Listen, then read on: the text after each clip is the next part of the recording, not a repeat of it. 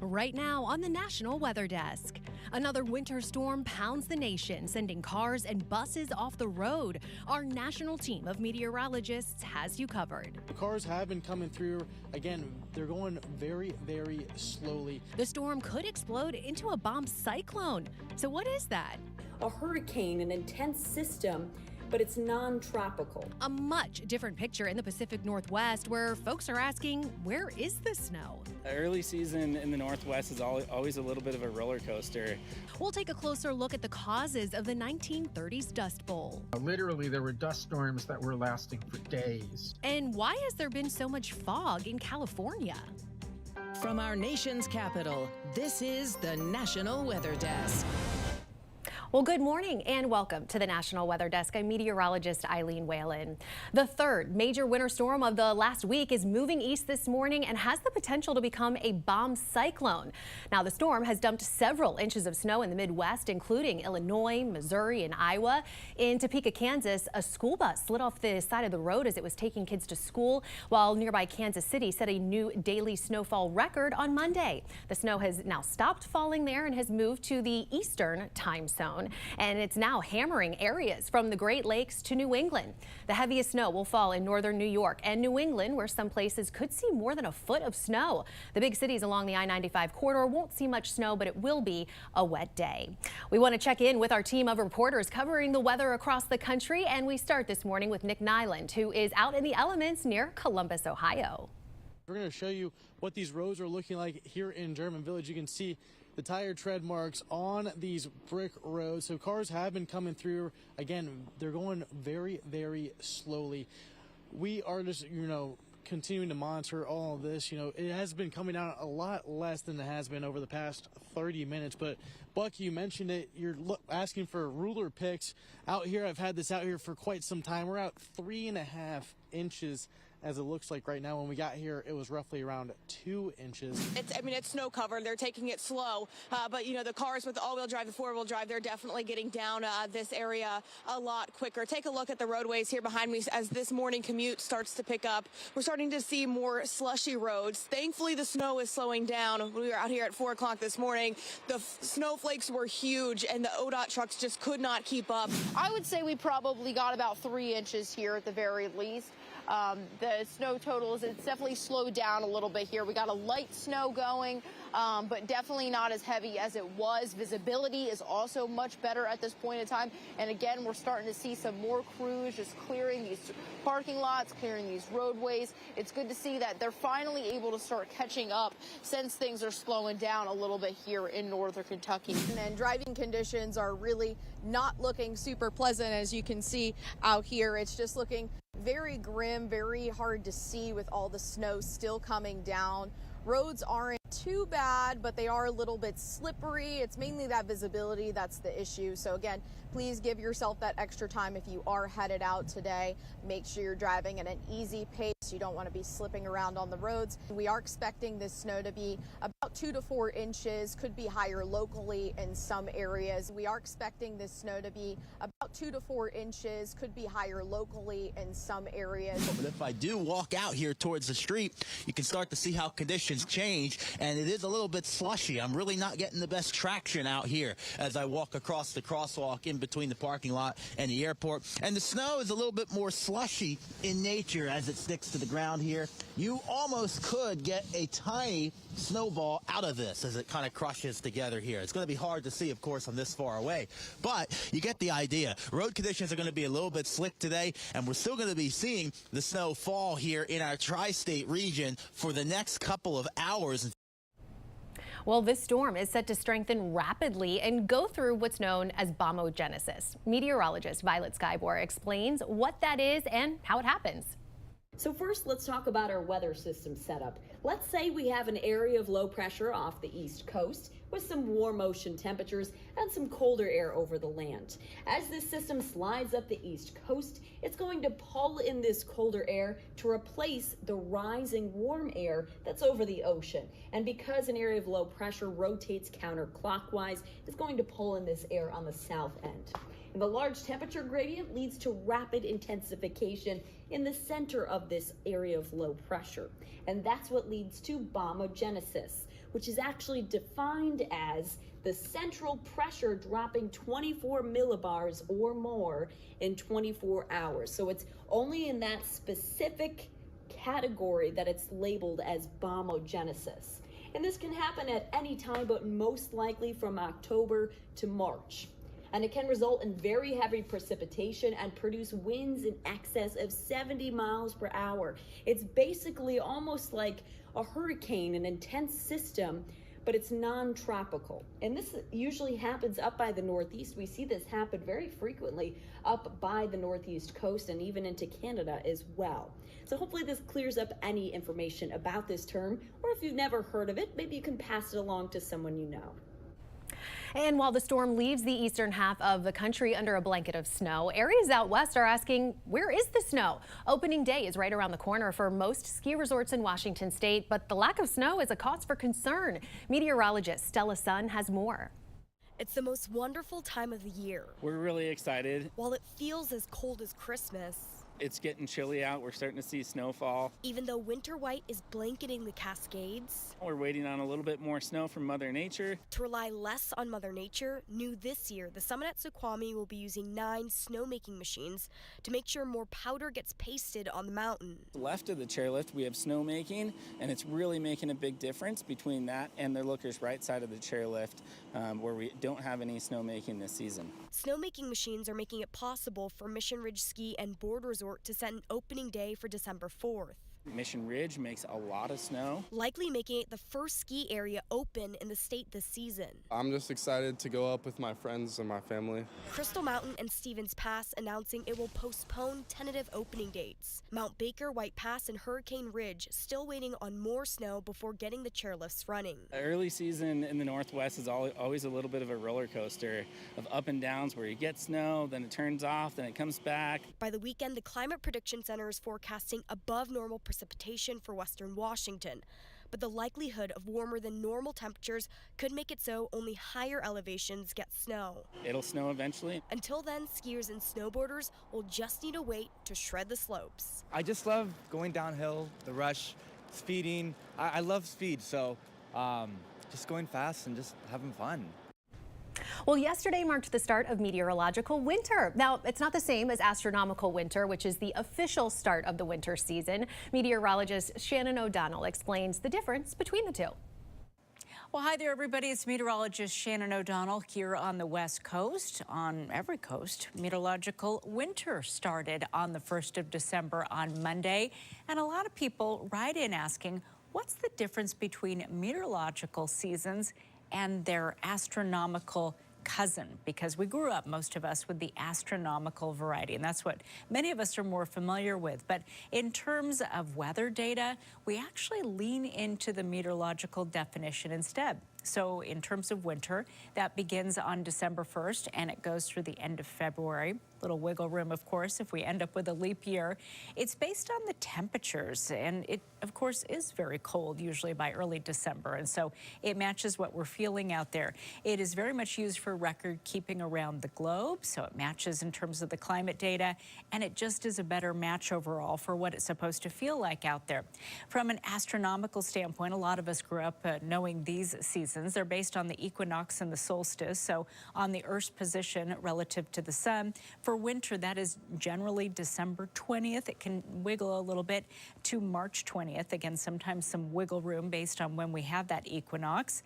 The number of days, therefore, can vary a little bit, and it doesn't always match the weather the best because it's not like winter weather waits to kick in until December 20th. For many of us, it definitely is happening already this week.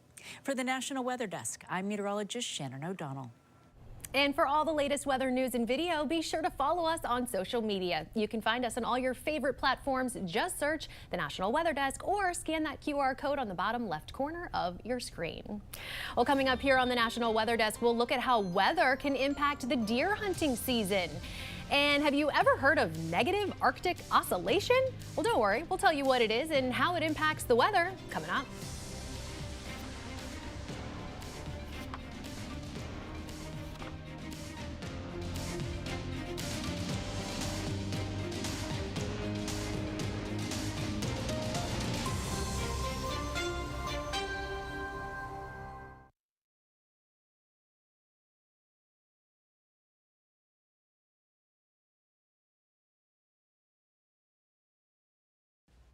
I'm meteorologist Charlie Lopresti with Look at the Northeast. We have a snowstorm moving into the Northeast for our Tuesday. Now, some areas will get some rainfall from New York City to New Jersey to southern New England. It's all rain there.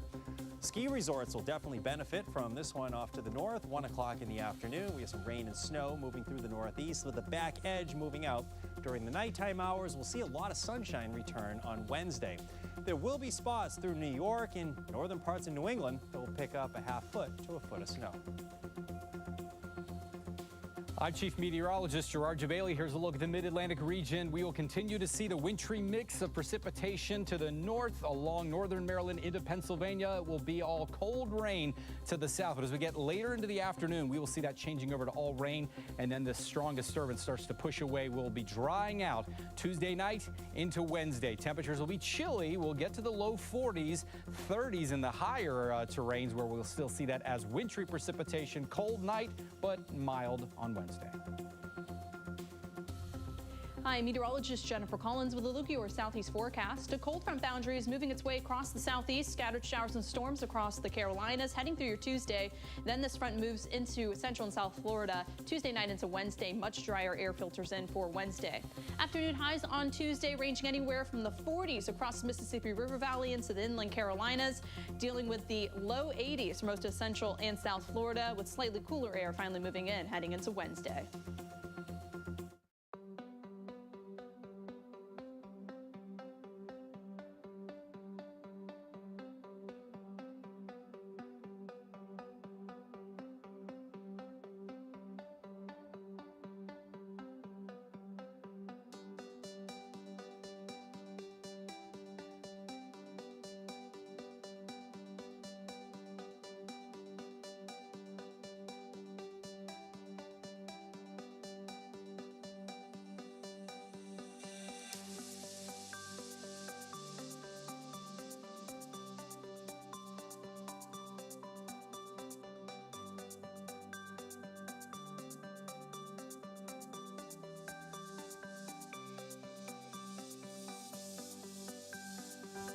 Weather Window, presented by the National Weather Desk. A day-long rescue saga Sunday. 4 bull elk got stuck in a small icy pond in Montana. Officers worked to soften the ice and keep it open so the elk could exit the pond the same way they got in. Once the helicopter arrived, it took about 10 minutes to get the animals to safety. And in Wisconsin, this pooch wore 2 coats, its natural one and a winter one, during the weekend snowstorm. Well, when it comes to forecasting winter weather, there are several tools and signals that meteorologists use, and one of them is the negative Arctic oscillation. So it involves the polar vortex, and this time of year it can lead to major winter storms. Meteorologist Jeff Exline explains what it is. Meteorologists typically look at ENSO when trying to figure out how the winter will be shaping up in either an El Nino or La Nina season. This year, we're heading into winter with a weak La Nina thanks to cooler than average water temperatures off the equatorial Pacific Ocean. But there are other teleconnections that meteorologists look at. This more of a short-term teleconnection in winter. It's the North Atlantic Oscillation. We like to refer to it as the NAO. When you are in the positive phase of the NAO, you have a strong Icelandic low and a strong Bermuda Azores high, and the jet stream roars across the country. West-east is what we call a zonal flow, and that Pacific milder air tends to flood the country. If you want cold and snow, especially in the eastern part of the United States, you want a negative NAO. That's where you have a weaker Icelandic low, a weaker high pressure off the Bermuda Azores, and well, you get a loopy jet stream. It tends to dip, and that sends cold into the eastern half of the United States, and cold can equate to snow. The problem or the drawback with this teleconnection is it's only predictable a couple weeks in advance, and it can shift phases multiple times during the winter. Well, this is prime hunting season in many parts of the country, and weather can play a major role. And it's not just about snow, wind, and rain. Meteorologist Audrey Lee has more. It's a tradition for many families, but bagging that trophy deer isn't as weather dependent as you think. Deer are gonna move no matter what. They live in the forest or in the field year-round. We can think or we can project how weather is going to impact deer movement on a daily basis, but in reality, it's not a significant indicator of deer movement. Steady rain with little wind movement can suppress some deer movement, but wind direction plays a bigger role. They interact with their environment primarily through their nose, but you don't want to be set up where your scent is drifting towards the deer or towards the path you think the deer will take to approach you. We're missing kind of the peak rut activity that you can catch with an earlier gun season. So that tends to decrease buck movement during at least the daytime or hunting hours a little bit. But with nearly 2 million deer across the state, there's no shortage. An overabundant deer herd can impact everything from, your neighborhood garden or your landscaping to overbrowsing in general forest lands and reducing forest productivity. Even if you don't hunt, you still benefit.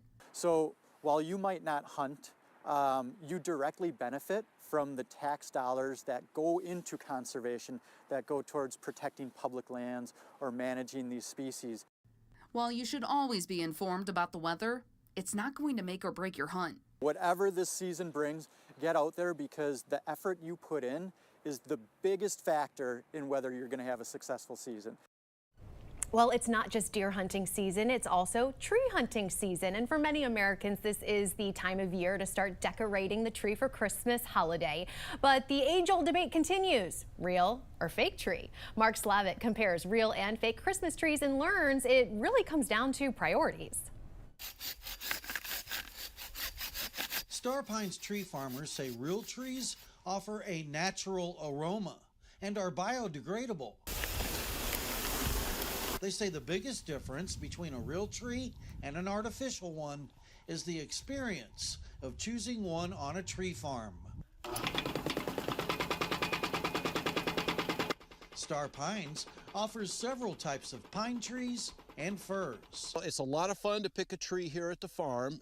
We take you out on a hay ride to the field and we give you a saw and you get to walk around the field of pines or firs and pick the perfect tree for your home.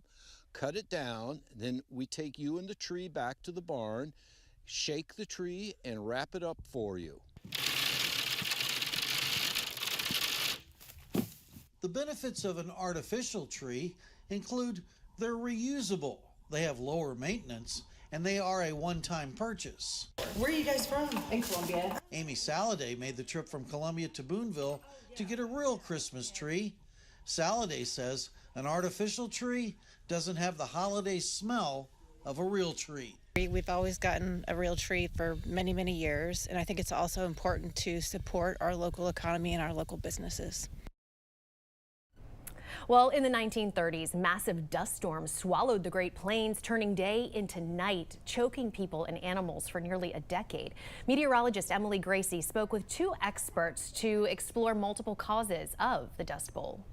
Actually, the term Dust Bowl, some people see it as a drought, and that's all they concentrate on. Some people see the human side of it with the terrible poverty that went on in the 1930s and leading to the migration of many tens of thousands of people to the West Coast where they found more misery. And the third is the Dust Bowl is a piece of the country, part of the Southern Plains, the Oklahoma Panhandle, the Texas Panhandle, and adjoining parts of New Mexico, Colorado, and Kansas. What was the time period? How long did it last? We're mostly looking at the 1930s, which also gets us into the Great Depression, which contributed. So what were the natural causes for this drought or dust bowl? There were really two parts of the natural disaster. The biggest one was a drought, a prolonged and extreme to exceptional drought. And then the effects of the drought in terms of natural disaster were these just horrendous, amazing dust storms. You know, literally there were dust storms that were lasting for days. Well, let's talk about the impact to people and what this did to not just the human body, but as far as like people fleeing to California. What was it doing to them? Why were they leaving? Well, they were leaving because they couldn't feed themselves. I think in most cases, farmers try their hardest to keep their land going and hope next year is going to be better. but at some point you have to give up. Again, it was something we don't see in the United States and haven't for many, many decades, and we need to realize how fortunate we are. Well, to hear more about the Dust Bowl, check out this week's episode of our podcast, Off the Radar. It's available now wherever you get your podcasts. Time now for a short break, but first we take to the skies over Yosemite National Park in California.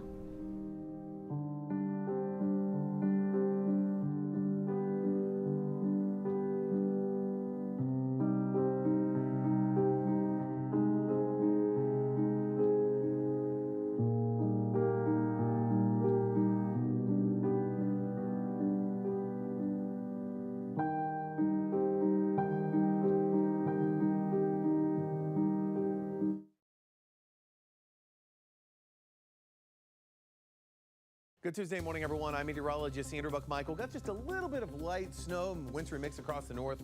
Ohio Valley kicking the snow out of here and the wintry mix this morning out to the east. And then we're looking a little quiet for most of the day tomorrow. Got a little bit of light snow across the far north here. Nothing of any major significance other than some lake effect snow. And looking pretty dry for Thursday as well, with a lot of sun coming out across the plains, but very cold. Good morning, I'm meteorologist Alex Garcia. Here's a look at your regional weather. It is really chilly this morning for our friends in Oklahoma and in Amarillo. Sitting into the 20s, clear skies, really cold in the overnights, and we're watching that coldness drop all the way down into the Texas Hill Country.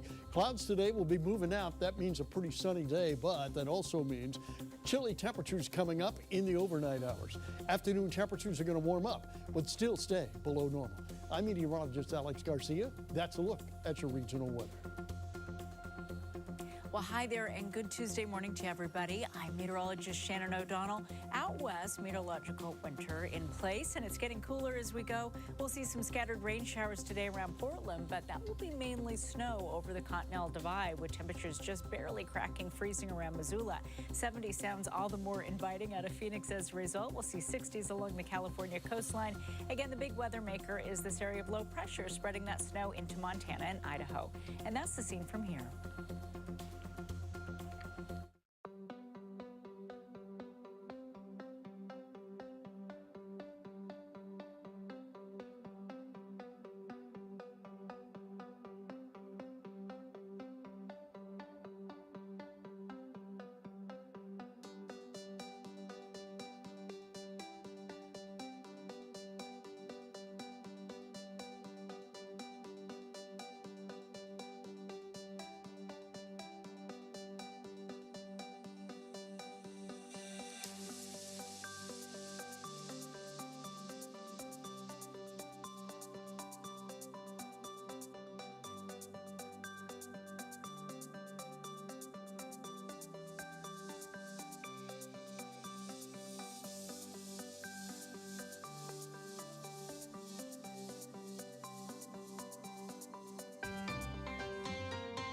I'm Doug Harlow, Chief Meteorologist at WCHS-TV Fox 11 in Charleston, West Virginia, and you are watching the National Weather Desk. Well, California has been dealing with a layer of fog that's lasted for days. Meteorologist Preston Donian took to social media to explain what exactly is going on. Take a look. California's Central Valley has been absolutely socked in underneath thick fog all week long, from Bakersfield all the way up to Redding. So what in the world is going on out there? What's causing this? Well, we talk about low pressure. That's a storm system. We've got high pressure instead, very calm conditions. And you might have noticed that the winds have been almost zero all week long. With those calm winds, you get cold air sinking down the mountain slopes down into the valley floor. And there's nowhere for it to go once that happens. You've got the mountain slopes warming up and that warm air rises. The cool air continues to sink down into the valley. And so what happens is we have that cold air. It can't support the moisture, and so it condenses into clouds on the ground, aka fog. Now, until we get some wind out there, you're going to continue to see this foggy pattern develop, where you have these thick, low clouds sitting on the ground, keeping the sunlight out and keeping temperatures way cooler than they should be this time of year. Thankfully, some wind should pick up on Sunday, starting to clear this out, but it's definitely been an interesting pattern of that Thule fog.